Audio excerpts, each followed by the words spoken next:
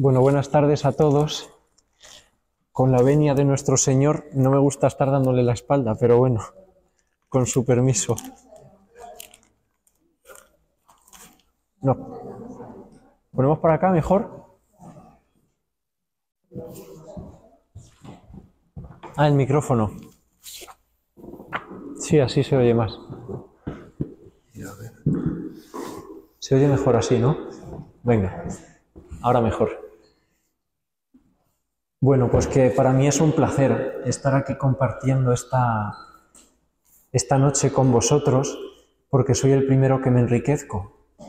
Cada vez que puedo compartir así un ratito con adoradores nocturnos veteranos, pues uno da gracias por la adoración nocturna en concreto, que es a la que pertenezco, y por todas las asociaciones eucarísticas, porque aquí no solo hay adoradores nocturnos, ¿no? Estáis también de Minerva, de la capilla que tenéis de adoración semiperpetua, ¿verdad? Y de las adoradoras presenciales también, ¿no? Bueno.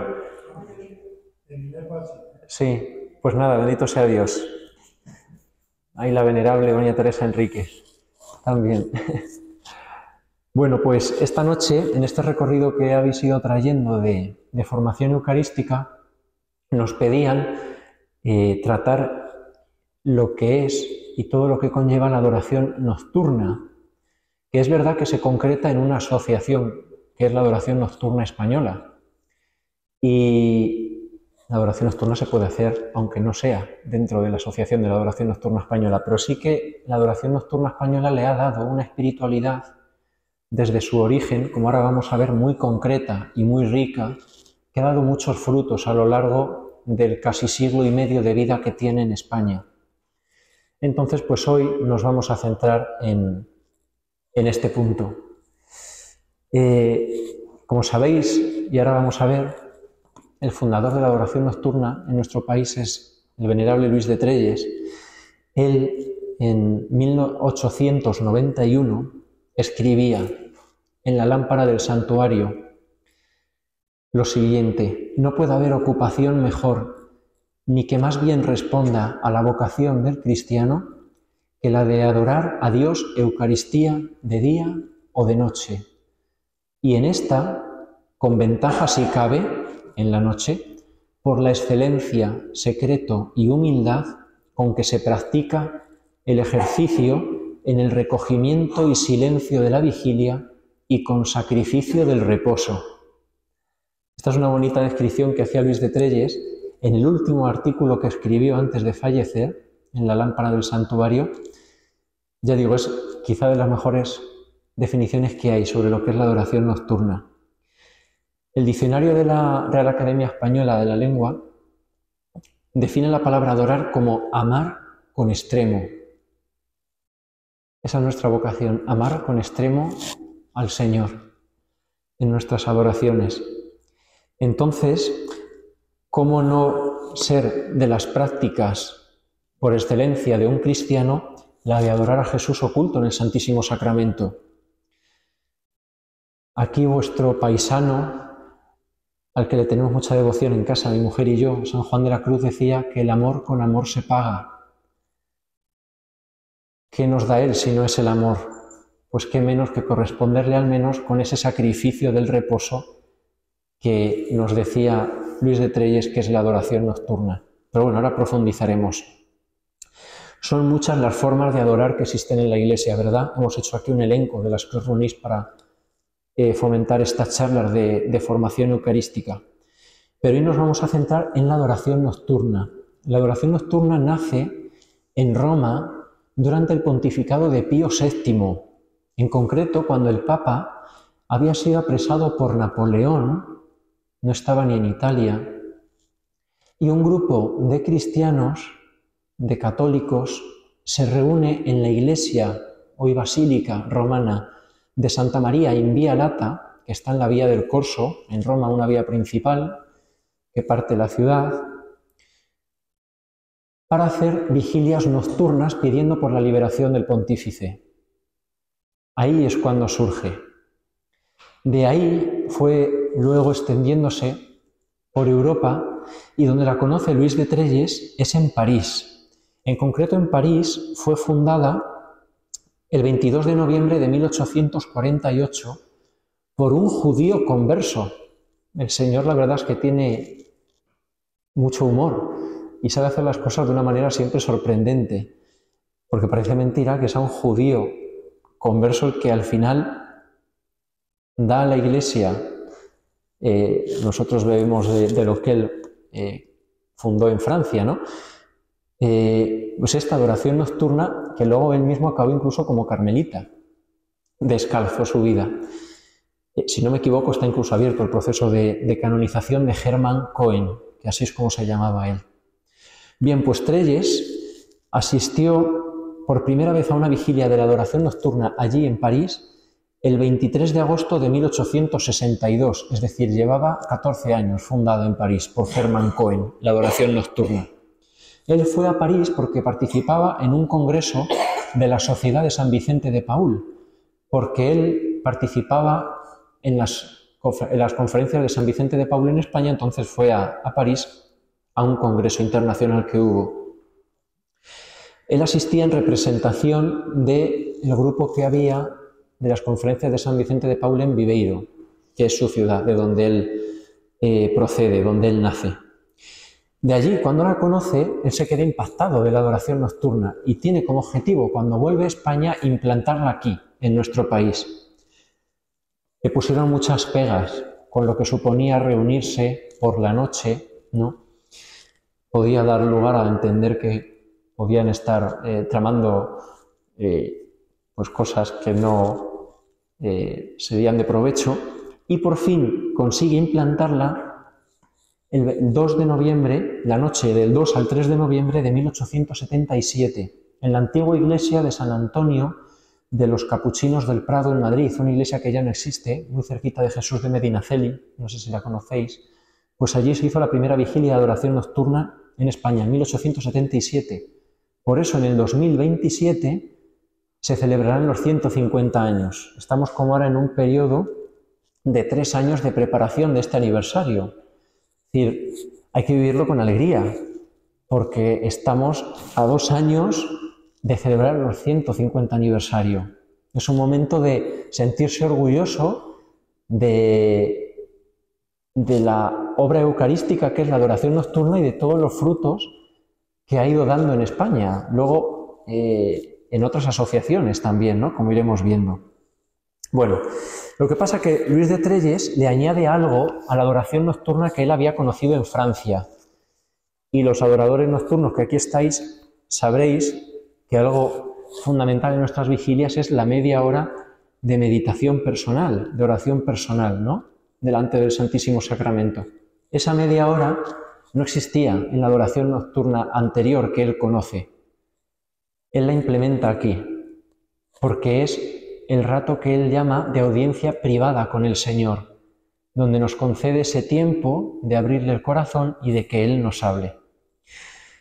Bueno, vamos a ver solo, para saber algo más de quién es Luis de Trelles, de quien bebe la adoración nocturna española, vamos a dar solo unas notas. Él, como os decía, nace en Viveiro el 20 de julio de 1819 y estudió Derecho en Santiago de Compostela, en la universidad allí. Como abogado, practicó la caridad de manera heroica, virtud eucarística por excelencia, por supuesto, la caridad, entendida con un amor incondicional al prójimo. Defendió, por ejemplo, de forma gratuita a los más necesitados, ejerciendo desde los comienzos de su carrera como lo que hoy llamamos abogado de oficio. Durante la Tercera Guerra Carlista, además, fue comisionado para el canje de prisioneros entre ambos bandos de la guerra, llegando a salvar de la muerte o del destierro a más de 23.000 personas, se dice pronto, con sus gestiones. Como parlamentario, defendió en las Cortes el catolicismo de España, cuando había otros partidos que abogaban ya porque fuera desapareciendo, destacando siempre como un político decente que nunca ocultó su fe. En una intervención en el Congreso de los Diputados, de hecho, decía: añade su señoría que no sabe dónde encuentro yo el criterio de la razón humana.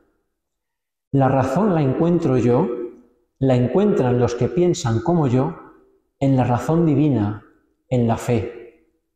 Esta es una de sus intervenciones en el Congreso de los Diputados, no en cualquier lugar. Como periodista, además de gran cantidad de artículos de diferentes periódicos de su época, él funda La Lámpara del Santuario, ya le hemos comentado, que es la revista oficial de la adoración nocturna. No sé si la recibís. Aquí, si no, sería bueno por lo menos que la sección tuviera una y que la pudierais pasar entre todos los adoradores e ir viéndola, porque verdaderamente es de un provecho enorme. La primera revista eucarística de España, consagrada al corazón de Jesús. Una revista de 40 páginas que cuando él la funda era de carácter mensual, ahora sale cada 3 meses. Y él era el único director, redactor y prácticamente el único que publicaba desde enero de 1870 hasta julio de 1891, más de 20 años, que ya es cuando murió. Eran más de 10.000 páginas dedicadas a promover la devoción al Santísimo Sacramento, escritas por él. Con razón se le conoce como el apóstol de la Eucaristía del siglo XIX. Propagar la devoción también del culto continuo al Santísimo Sacramento. Además de la adoración nocturna, él fundó el culto continuo al Santísimo Sacramento, fundó las camareras también. Esto del culto continuo era grupos o coros de personas que se comprometían a comulgar cada una un día del mes. Así, todos los meses había uno que comulgaba, con la intención de desagraviar al Señor. Además, como os digo, en el 1881 funda las Camareras de Jesús Sacramentado, a las que estuvo también muy estrechamente ligada, que tenía como fin, como él mismo dice, allegar recursos para la limpieza y decoro del altar, reunir medios para que puedan relevarse los paños y mantenerse en decoro y pulcritud al servicio eucarístico, en una ocupación sobreexcelente que convierte a las mujeres en camareras mismas de Dios. Trataba de mantener pues como él dice, todo lo que tenía que ver con el culto eucarístico, pues con decoro y dignidad. Como luego hubo otras asociaciones posteriores que recogieron también este fin, pero él lo funda originariamente con las Camareras de Jesús Sacramentado aquí en España. Finalmente, para acabar estas notas biográficas suyas, él fallece en Zamora el 1 de julio de 1891, mientras visitaba la sección de la adoración nocturna que había fundado allí en Zamora tiempo atrás y las Camareras de Jesús Sacramentado también de aquella ciudad. Y de Toro, en Toro que está cerquita también había. Por eso sus restos descansan allí, en la Catedral de Zamora. Fue declarado venerable, después de abrirse su proceso de canonización, por el Papa Francisco el 22 de enero del 2015, hace relativamente poco. Es decir, sigamos pidiéndole, porque está a falta de que se reconozca un milagro como tal para que se le pueda beatificar, y luego otro después para la canonización. Pero lo que sí tiene reconocido es las virtudes heroicas, es decir, tenemos claro que el fundador de la adoración nocturna, nuestro fundador, vivió las virtudes en grado heroico en su vida, o sea que es un orgullo también. Bueno, después de este preámbulo, para conocer bien de dónde partimos y cuál es el origen, vamos a adentrarnos ahora ya en lo que es la consolidada espiritualidad que la adoración nocturna viene fomentando en estos casi 150 años de vida que hemos comentado que tiene. No es fácil de resumir todo, pero vamos a intentar extraer unos puntos que son básicos en lo que es la adoración nocturna y que nos hacen bien a cualquier cristiano, seamos de la adoración nocturna o no.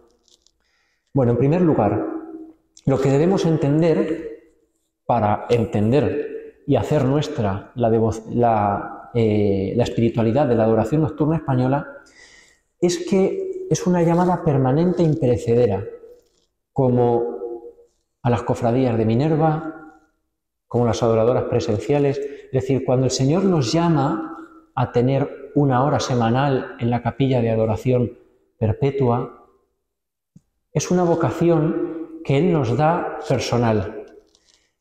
Esa es la primera característica, por tanto, toda vocación requiere una fidelidad para ser constante en ella y que no la mantengamos mientras nos hace un bien exterior, pero que cuando nos empieza a exigir cierto sacrificio, pues renunciemos a ella. Por lo tanto, la adoración nocturna, que es de la que estamos hablando esta noche, a la que más me voy a referir, el primer rasgo que tiene es la fidelidad. No es algo anecdótico o circunstancial el ser adorador nocturno. Bueno, podría ser otra cosa, pero ser adorador nocturno. No, es una llamada personal que el Señor nos da. De tal forma que pertenece intrínsecamente a cada adorador nocturno. Hay un autor, Leon Bloy, que tiene una frase que a mí me gusta mucho. Él decía, no hay mayor desgracia en la vida que la de no ser santo. Es la mayor desgracia que puede tener un cristiano. Por lo tanto, un adorador nocturno, su mayor desgracia será no ser un buen adorador nocturno. Porque si no es un buen adorador nocturno, nunca podrá llegar a ser santo, porque no estará cumpliendo esa vocación que el Señor le ha dado. Bueno, partimos de ahí. Además es bonito, como decíamos, ser conscientes de esta larga estela de adoradores nocturnos que nos han precedido. Ya no digo en España, sino mucho antes desde que surge en Roma. Somos deudores de esa tradición y ahora nos toca a nosotros continuarla y que permanezca en el tiempo. Esto debe de ser una motivación para los adoradores nocturnos. Aquí me comentabais antes que no estabais muchos. Por desgracia es la tónica general en España a día de hoy. Quizás se salven algunas secciones puntuales, pero incluso secciones de Madrid, donde yo estoy, estamos un número parecido al que estáis aquí, ¿eh? De todas formas, eso lo vamos a ver luego. La adoración nocturna tampoco está llamada a ser una cantidad ingente de adoradores. Eso lo vamos a ver luego.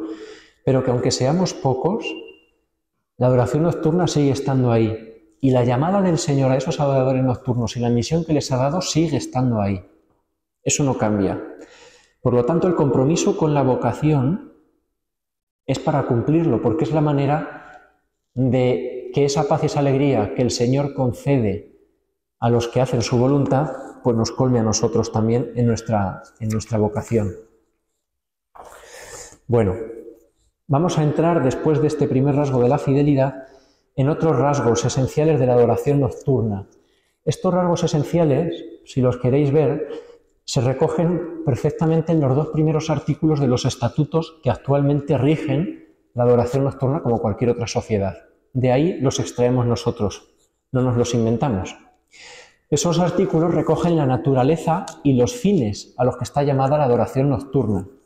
Bueno, pues entre esta naturaleza y estos fines tenemos primero adorar y velar ante Jesucristo sacramentado. Bueno, no puede decir, pues esto es de cajón de madera de pino, es decir, vamos, algo obvio, si es adoración nocturna, pues será adorar. Pero bueno, no se puede dar todo por descontado, porque hay veces que cuando uno acude a su vigilia, la tentación que le entra, sobre todo en este ratito de media hora de meditación personal, es ponerse a pensar en todo lo que no ha tenido tiempo de pensar durante el día, porque la verdad es que las vidas muchas veces que llevamos son de no parar. Entonces eso hay que hacer el esfuerzo de pararlo, dejarlo para otro momento y encerrarnos y centrar los 5 sentidos en el Señor. Es el momento del mes por excelencia donde podemos tener mayor intimidad y comunicación con Él. Entonces no podemos desaprovechar ese momento. Es muy adecuado recordar en este momento un consejo que da Luis de Trelles al respecto.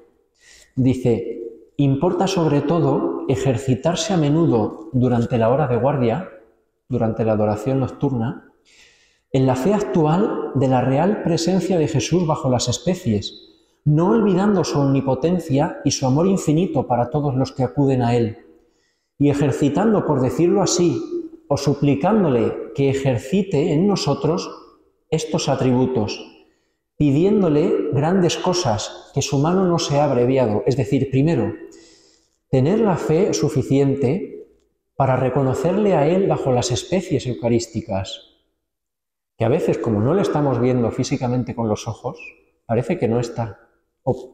En el subconsciente no es como si estuviéramos a veces delante de alguien. Dice, estoy delante de alguien, si estoy pensando en otra cosa se va a dar cuenta, si no estoy atento a lo que me está diciendo. Aquí es más fácil, ¿no? Parece que no nos duele tanto o no nos damos cuenta de esto. Pues hay que hacer ese ejercicio de fe que nos dice Luis de Trelles. y aprovechar a pedirle, no solo hacer oración de petición, pero también a pedirle, confiar en Él, que su mano no se ha abreviado, como Él dice, que es omnipotente y lleno de bondad. Bueno, otro rasgo, aparte de la fidelidad, la adoración, es el que esa adoración sea precisamente durante las horas de la noche. Bueno, esto también se puede decir que es algo obvio, el nombre de adoración nocturna lo dice, pero esta es quizá la batalla más tenaz que se tenga que librar en muchas secciones en nuestro país.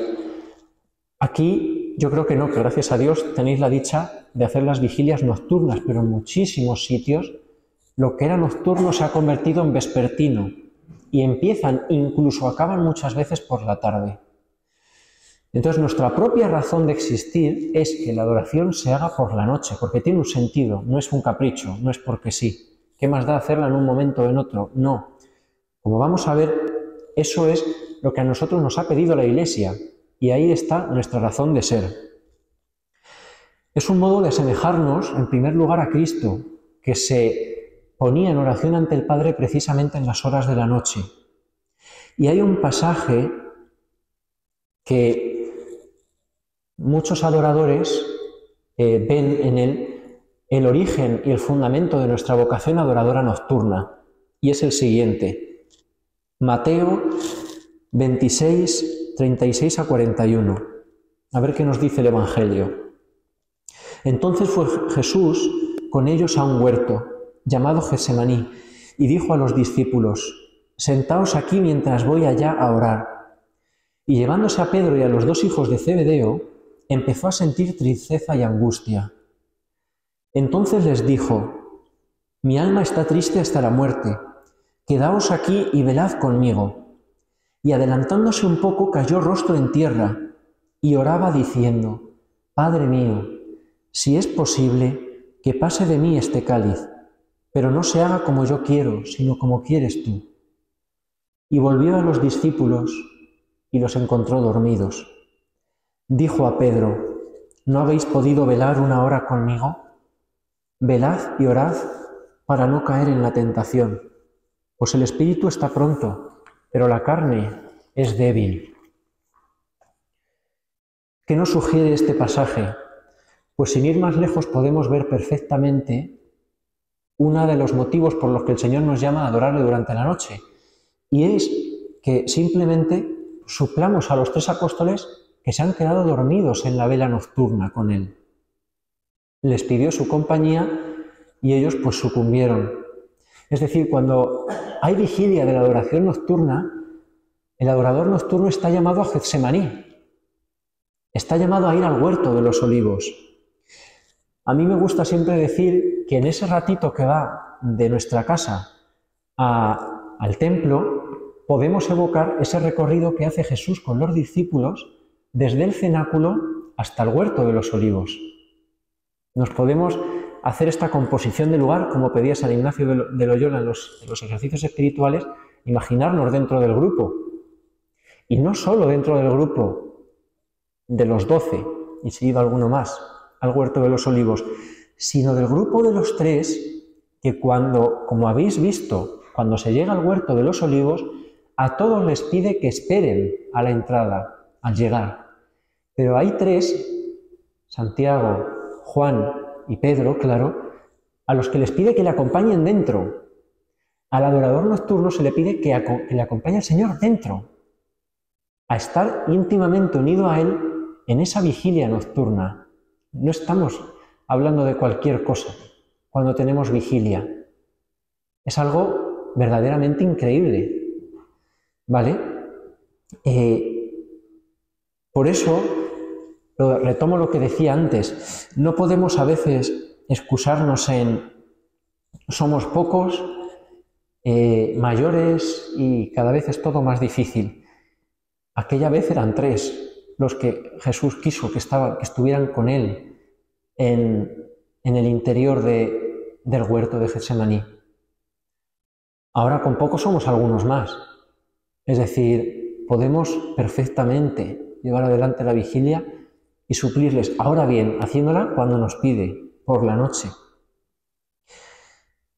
Esto sobra decirlo, pero bueno, puede al final dar a entender que es una vanidad del adorador nocturno, pero no, ni mucho menos, porque bien sabemos los que estamos en la adoración nocturna que no somos ni mucho menos mejores que otros.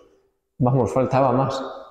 En muchos casos al contrario, pero el Señor sabe a quién llama y por qué a cada vocación. Entonces, en concreto, en el caso del adorador nocturno, está llamado a esto.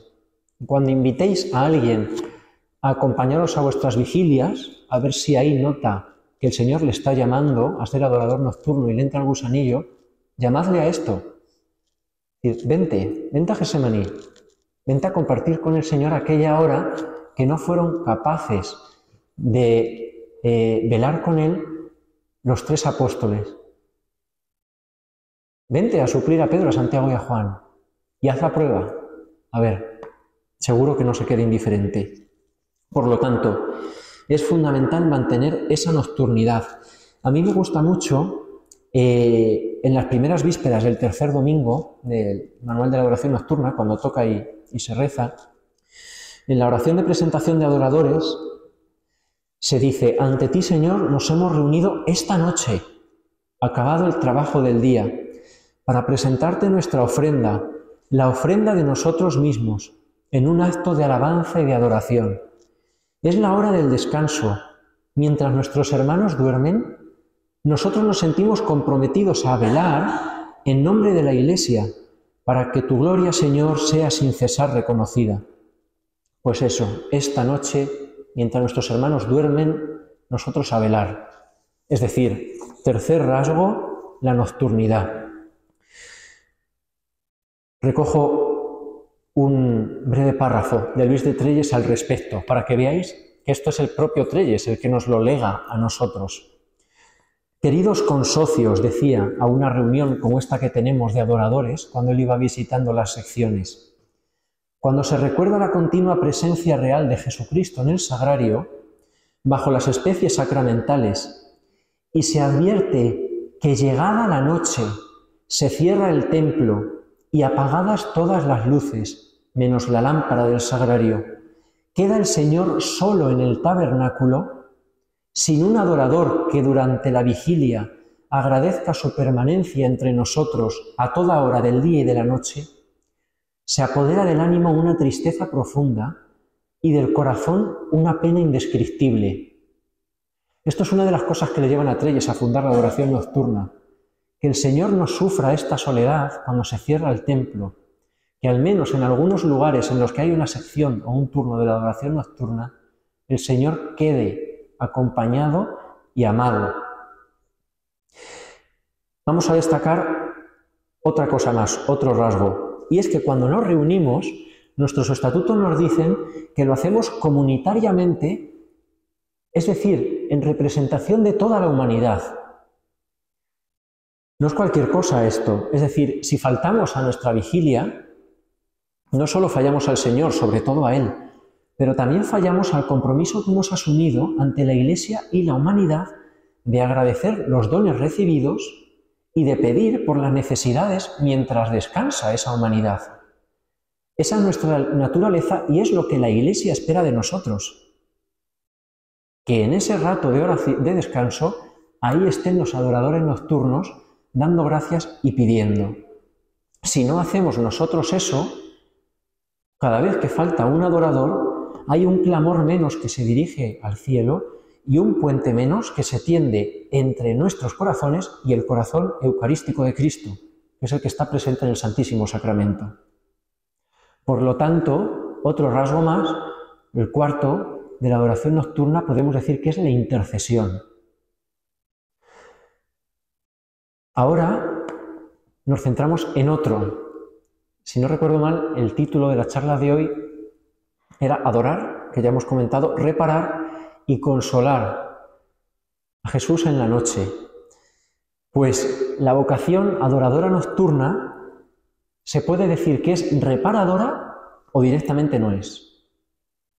¿Cómo podríamos entender que nuestras adoraciones fueran dirigidas a expiar los pecados propios y ajenos, es decir, a reparar el corazón de Cristo que ha quedado dañado por ellos, por esos pecados, si nuestras vigilias no conllevaran algún esfuerzo, algún sacrificio que podamos ofrecerle al Señor.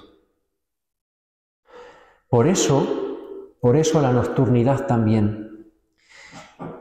Ya hemos dicho que San Juan de la Cruz nos decía que amor con amor se paga, y el refrán nos apunta que obras son amores y no buenas razones. Es decir, que si queremos reparar, habrá que hacer algo, ¿no? No solo tener la intención. Pues qué bonito poder ofrecerle al Señor esas horas del descanso que cuestan, cuando son nocturnas, claro, durante el descanso. Pero es la única forma de desprendernos de algo que nos cuesta. Porque no olvidemos que Él dio hasta la última gota de su sangre en el Calvario por nosotros. Qué menos que nosotros podamos quitarnos de un poco de comodidad para ofrecérsela y reparar ese corazón plagado de espinas, quitarle alguna con nuestra vigilia. Alegremos y consolemos, como decíamos, ese corazón. Luis de Trelles llamaba a esto ofrecer al Señor la mirra del insomnio, haciendo mención y recordando al portal de Belén, ¿no? Con las ofrendas de los 3 Reyes Magos. Pues bien, es nuestra labor reparar adorando y velando cuando más cuesta. Cuando hay personas que también lo utilizan para pecar. Las horas de la noche también sabemos que son especialmente propicias para esto. Santa Margarita María de Alacoque, sabéis que recibió las promesas del Sagrado Corazón de Jesús en Paray-le-Monial. Se cumple ahora 350 años de aquello, por eso estamos en un año jubilar también del Corazón de Jesús. Y el Señor le decía que en el sacramento de amor, que es la Eucaristía, no recibía más que desprecios e ingratitudes. Y además San Francisco de Asís, sabéis que gritaba por las calles de su pueblo que el amor no era amado. Pues ojalá y que eso no se pueda decir de ningún adorador nocturno.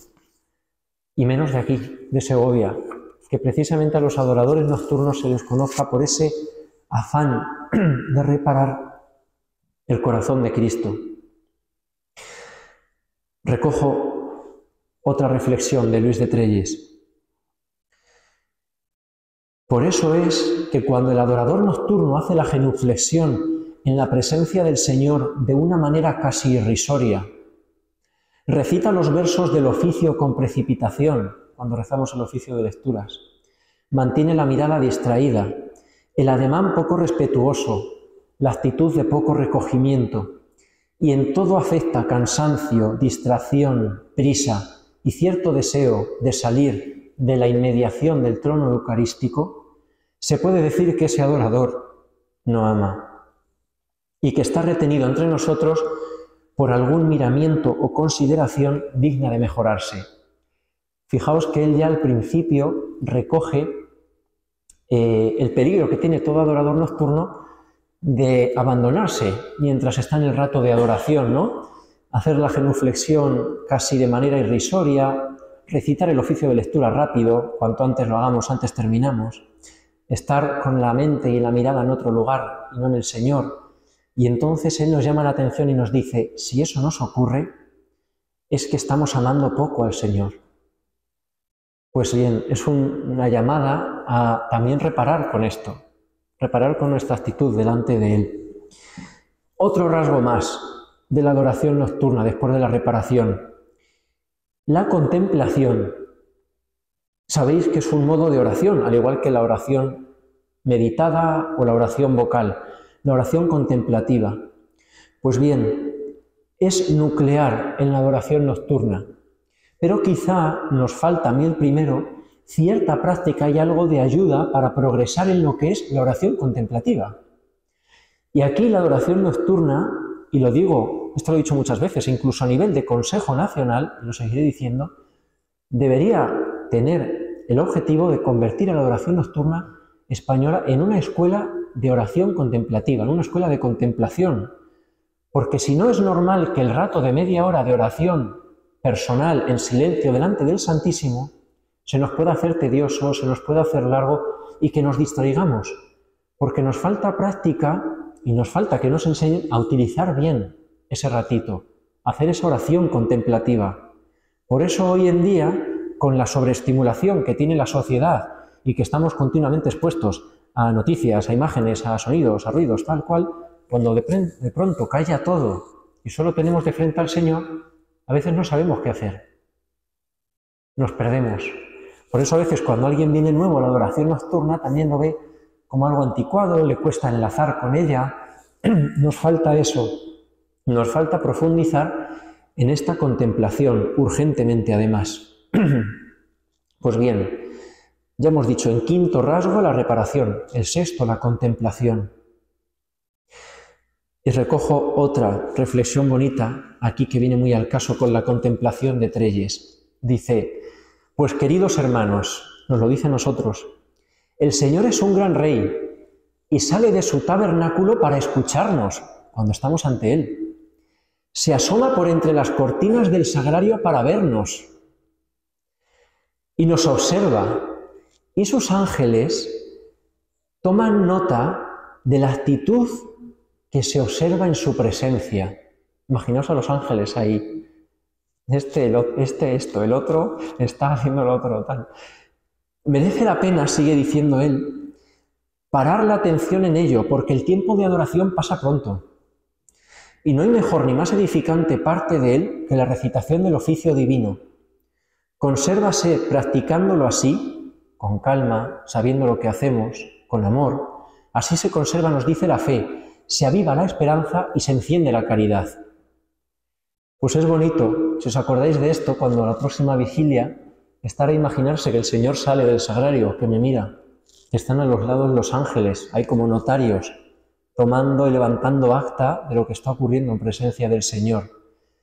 Porque si sabemos que eso queda recogido ahí, uno se comporta de otra manera. Cuando nos miran, intentamos siempre hacer las cosas mejor.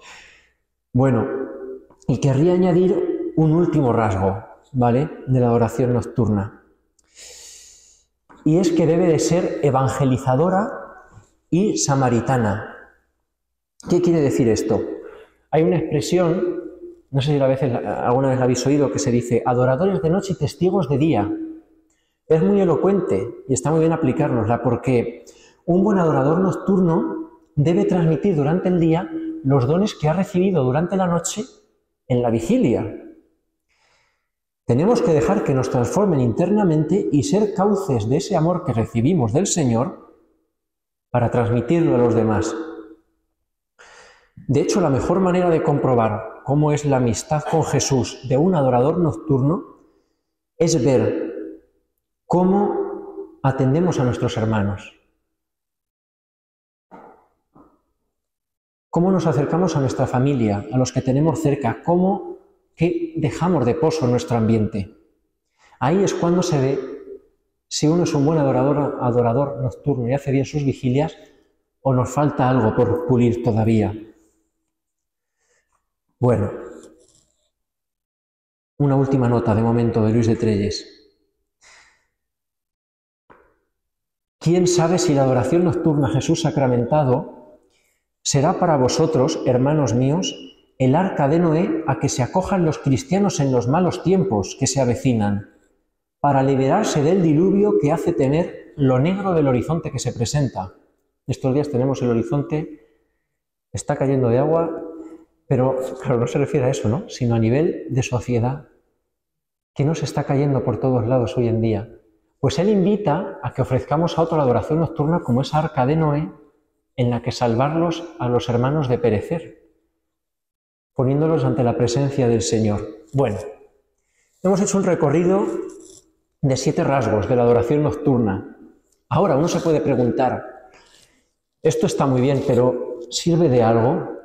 Es decir, cuando uno en todo en la vida intenta que lo que hace tenga una utilidad, cuanto más en la Iglesia. Lo que uno hace quiere que tenga la utilidad de salvar su alma, ¿no?, de cada vez ser mejor, de que le sirva para ser santo. ¿Esta espiritualidad de la adoración nocturna sirve o ha dado frutos de santidad? Es una pregunta que deberíamos hacernos. Pues bien, efectivamente, cuando la jerarquía de la Iglesia aprueba la adoración nocturna en España en 1878, lo hace precisamente por eso, porque ve que es un carisma auténtico, inspirado por el Espíritu Santo, y que es un camino eficaz para que los que pertenecen a él alcancen la santidad. Si no, la Iglesia os aseguro que no lo aprueba, porque si no es para la salvación de las almas, no contamos con ello. Entonces, es fácil comprobar las decenas de adoradores nocturnos que en estos casi 150 años han conseguido, porque el Señor así ha actuado en ellos y ellos han dejado hacer, llegar al cielo. A mí me gusta hacer siempre un breve elenco rápido de algunos ejemplos de adoradores nocturnos. Me vais a permitir que lo hagamos también esta noche. Entre ellos podemos encontrar al joven San Rafael Arnaiz. No sé si lo sabéis, pero además de ser monje trapense, antes había sido adorador nocturno en Oviedo y cuando se tuvo que trasladar a estudiar arquitectura a Madrid, lo siguió siendo en Madrid, adorador nocturno. El obispo de los Sagrarios Abandonados, San Manuel González, sabéis que quiso ser enterrado debajo de un sagrario en su catedral de Palencia, en la capilla del sagrario. Allí está. Pues bien, él, siendo obispo auxiliar de Málaga, se incorporó a la adoración nocturna y fundó varias secciones. También está el beato Manuel Domingo y Sol, fundador de los operarios diocesanos, que igual, en su caso fue amigo personal de Luis de Trelles, fundó con él juntos la sección, por ejemplo, de Tortosa, y luego él por su cuenta, el beato Manuel Domingo y Sol, fundó otras tantas secciones. Además tenemos al periodista y beato Lolo, que era de Jaén de Linares, al incansable beato Tiburcio Arnaiz, un gran propagador de la devoción al corazón de Jesús y que fundó también varias secciones de la adoración nocturna en Málaga y Cádiz. Al venerable José María García La Higuera, que fue arzobispo de Valencia y había sido director espiritual del Consejo Nacional y de la sección de Madrid, de la adoración nocturna siempre. Y recientemente hemos tenido la beatificación de Conchita Barrecheguren, una laica granadina. Además, ya hemos mencionado a nuestro fundador, el venerable Luis de Trelles, y otro venerable, muy simpático, adorador nocturno de Santo Domingo de la Calzada, Alberto Capellán, que también es venerable, también tiene las virtudes heroicas reconocidas, riojano. Pues esto es un elenco rápido. Todos ellos han sido adoradores nocturnos. Entonces, se ve que en su caso vivieron y consumaron su vocación a la adoración nocturna, y es esta vocación, entre otras cosas, la que les llevó, pero desde luego les ayudó a alcanzar la santidad. Por lo tanto, que no suena muy coherente que si este carisma de la adoración nocturna ha sido útil durante muchos años, como se ve que ha dado frutos de santidad, y que ahora no lo siga siendo. Entonces, si esto pasa, quizás sea porque entonces a veces podemos fallar los adoradores. Por eso no hay más aquí, tampoco de sus épocas, solo ellos. Hay un adorador nocturno que falleció, al que se le tiene mucho cariño a nivel de toda España, que se llama Santiago Arellano, falleció hace poquito, que decía: la adoración nocturna no rebrotará con vigor en tanto no recupere la fuerza espiritual que le dio nuestro fundador. Me guía un principio elemental: si iguales son los males que había en la época de Trelles, iguales han de ser los remedios. ¿Y cuál es el remedio? Pues eso, la fuerza espiritual que él le dio, es decir, vivir la adoración nocturna como él la fundó, como el Espíritu Santo le inspiró, porque no la fundó así porque él le vino en gana, sino porque el Espíritu Santo se la entregó así, se la sugirió así y él fue el cauce, el instrumento, como ocurre siempre con los fundadores. Por lo tanto, hay que tener cierta vigilancia ante los peligros que nos pueden acechar. Es importante aquí, yo me hice un día, digo, a ver, ¿cuáles son las cosas que nos pueden llamar la atención y que nos den una señal de alarma de decir algo pasa aquí, tenemos que cambiar esto? Pues bien, yo pensaba, si no vivimos con la suficiente fe nuestras vigilias como para poder adorar y velar provechosamente, si llegamos a ceder a la comodidad, celebrando las vigilias por la tarde o directamente no participando en ellas, si minusvaloramos el compromiso que un día asumimos cuando respondemos sí a la llamada a unirnos a la adoración nocturna, o si dejamos que decaiga nuestra capacidad de sacrificio para reparar y contemplar al corazón de Jesús, presente en la Eucaristía, será imposible que esos frutos de santidad que hemos visto que se dan en la adoración nocturna nos alcancen a nosotros y podamos beber de ellos. Bueno, esto es simplemente un resumen de esos rasgos que hemos hecho, lo que ocurre cuando no se tiene en cuenta y no se cuidan esos rasgos de la espiritualidad que acabamos de ver. Por lo tanto, nunca dudemos de que esa pertenencia a nuestra adoración, a la adoración nocturna, es una vocación querida por Dios, como hemos dicho. Es bueno recordar a veces ese beso que le dimos a la bandera, supongo que aquí lo hicisteis, cuando uno entra a formar parte de la adoración nocturna y le ponen la insignia de adorador, también le da el beso a la bandera de su sección, algo que cuando luego se da la de adorador veterano, adorador veterano constante, pues ese beso se vuelve a hacer, ¿no? Que también no deja de ser una reparación o una sustitución de aquel beso que en aquella misma noche santa del Jueves Santo en Getsemaní, Judas le dio al Señor. A esa noche a la que estamos llamados. Pues estamos llamados también a desagraviar aquel beso. Pues bien, que cualquier cosa que ocurra, sea temporal, sea algo más estable en nuestra vida, no nos aparte nunca de esa vigilia mensual a la que estamos llamados. Claro, el problema es que quizá no le otorgamos a esa fidelidad, que recordemos que era el primer rasgo que decíamos, la importancia que requiere. Y es que sin ir más lejos, requiere la misma fidelidad que cualquier vocación, como la que podemos tener, la vocación al matrimonio, la vida consagrada, la vida sacerdotal. ¿Qué quiero decir? Que si esa vocación no se cuida, no se trabaja, pues al final desaparece. ¿Cómo se cuida esa fidelidad a la vocación? No pensando que el adorador nocturno está llamado solo a una noche al mes y que hasta que me toque la vigilia del mes que viene, bueno, pues no soy adorador nocturno, es decir, lo vuelvo a ser cuando me toque la vigilia. Y no, ese es el gran error. Que sea solo una vigilia mensual no quiere decir que nuestra vivencia de ser adorador nocturno se limite a esa celebración de la vigilia, sino que todo el mes conlleva vivir esa vocación del adorador nocturno. Porque uno tiene que ir a esa vigilia preparado en primer lugar. Por ejemplo, habiendo puesto el alma en paz, limpiándola para que tenga fruto en esa vigilia. Porque si uno llega, pues por ejemplo, en pecado mortal y no en estado de gracia, pues va a serle muy difícil sacar provecho a esa vigilia. Pues por ejemplo, hacer una buena confesión. Todos los meses se nos da un tema de reflexión. Un tema, pues como estos que estáis trabajando aquí, ¿no? De formación eucarística. Meditémoslo, sequémosle fruto. Acudamos a la Eucaristía, a la celebración de la Eucaristía, si puede ser diariamente. Vivamos continuamente ese sabor eucarístico en nuestra vida. Y adoremos también, no solo en la vigilia nocturna, sino aquí tenéis la suerte de tener una capilla casi de adoración perpetua. Pues tened un turno. Es decir, hay que cuidar esa relación de amistad con Cristo Eucaristía. Que no sea una cosa extraña al mes la vigilia, porque entonces cuando cuesta, pues bueno, es fácil, ¿no? Porque como no veo al Señor, no le trato íntimamente desde el mes pasado, pues bueno, ojos que no ven, corazón que no siente. Es más fácil renunciar a eso y abandonarse, ¿no? Pues bien, un mes entero es lo que necesita para vivir con fruto, una vigilia de adoración nocturna.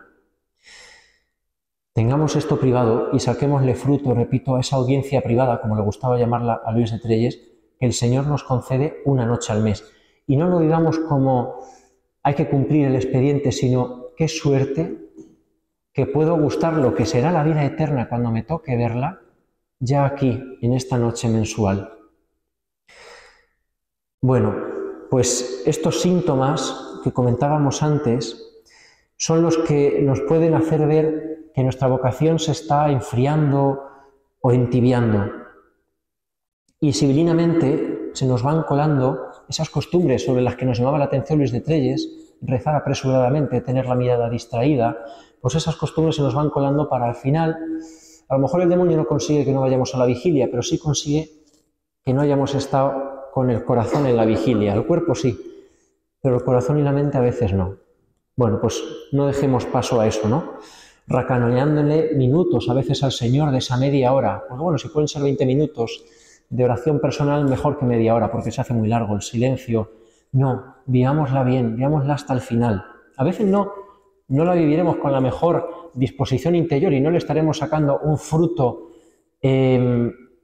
externo que lo podamos notar, pero precisamente pues ofrezcámosle esa aspereza, esa sequedad, ese desierto al Señor, decir, a pesar de eso, aunque hoy no vea tan claro que estás aquí conmigo, pero precisamente esas dudas o esa zozobra interior te la ofrezco, Señor, y hago ese acto de fe, que ese acto de fe más costará cuanto externamente menos regustos tengamos, ¿no?, por estar ahí con el Señor.